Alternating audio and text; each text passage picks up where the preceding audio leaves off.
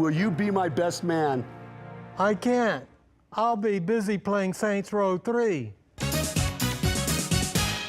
But I haven't even told you the date yet. Doesn't matter. I'll be playing then too. Is this some kind of joke? Get out of my condo.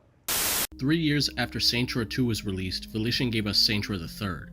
This one received over 4 times the amount of pre-orders as Saints Row 2, officially making Saints Row a mainstream series with this installment, and it certainly showed with all the merchandise they pushed out.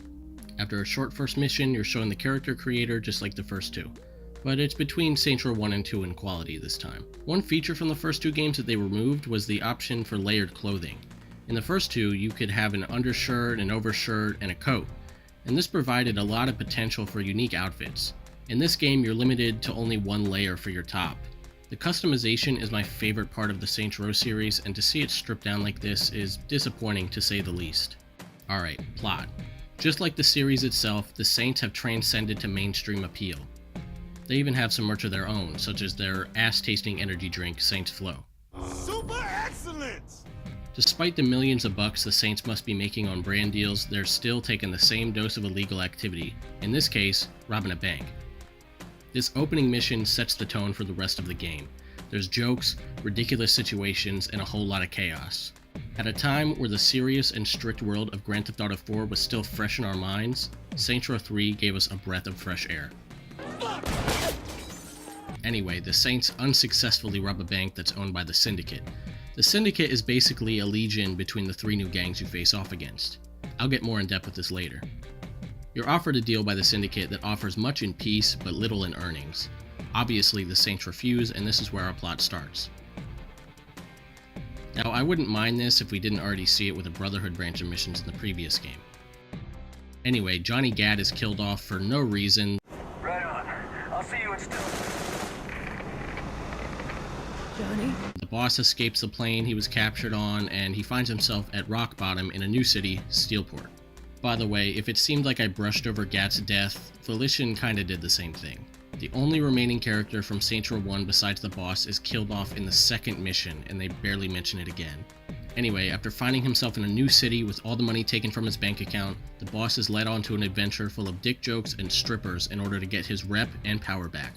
The first 2 installments did a real good job in balancing the silly and serious, but this game just takes all the seriousness and throws it right out the window. And that's fine that Saints Row wants to find a new identity. The plot works with this new direction. I just prefer the tone of the first 2 installments.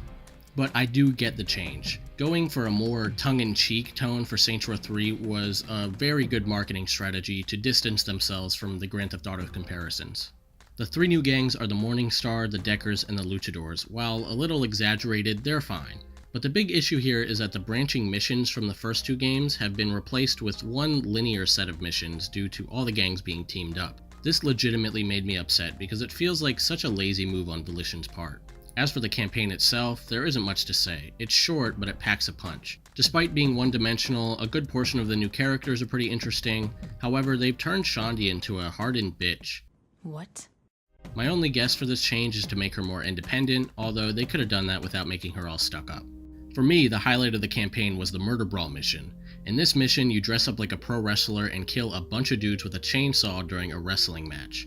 Now, as a pro wrestling fan myself, it was pretty cool, and I appreciate that Volition and I have a mutual interest, but pro wrestling is about the last thing that pops into my head when I think about Saints Row. The closest pro wrestling gets to being gangster is when rappers reference Ric Flair in their songs. Saints Row used to be about the street gang lifestyle, but just like the fictional gang, the series is straying away from its gangster roots. Even the boss has changed. To match the new tone of the series, the boss has been changed to act a lot more childish and immature. That's fine, I guess, it's just not what I consider to be Saints Row. Most will tell you the series found its identity with this game, but I consider it to be the first time Saints Row forgot what Saints Row was. Now, if we aren't comparing Saints Row 3 to its predecessors, it's a very good open-world crime game. I don't think we're matching the same level of quality as the first 2, but that doesn't mean the game is bad at all, not by any stretch of the imagination. They even improved on some aspects. They finally fixed the outdated driving controls, and on-foot navigation is much more smooth, in both how it looks and feels. The respect bar has also been completely revamped, this time being used to unlock upgrades for your character. No longer will you have to do side activities every time you want to do a story mission. This time around, the side activities are given more context and slid into the campaign itself. Now that felt a little lazy to me. Saints Row 3 is a significantly shorter game than the original two, and that's including the side activities that were crammed into the story. Alright, time to talk about Steelport. As previously mentioned, Steelport is the new city you inhabit in Saints Row 3. It's a very industrial and dirty city, barely varied and rarely a treat to look at. The whole city looks like a washed out vintage t-shirt, boring and unattractive. The city also feels so dead compared to Stillwater. In Saints Row 2, there were so many details around the map. There were plenty of enterable buildings and landmarks to look at. Pedestrians would react to their environment and do unique things that stuck out. One minute you see a guy handing out pamphlets, the next you see an old lady with an oxygen tank. After that you see some homeless people huddled around a fire.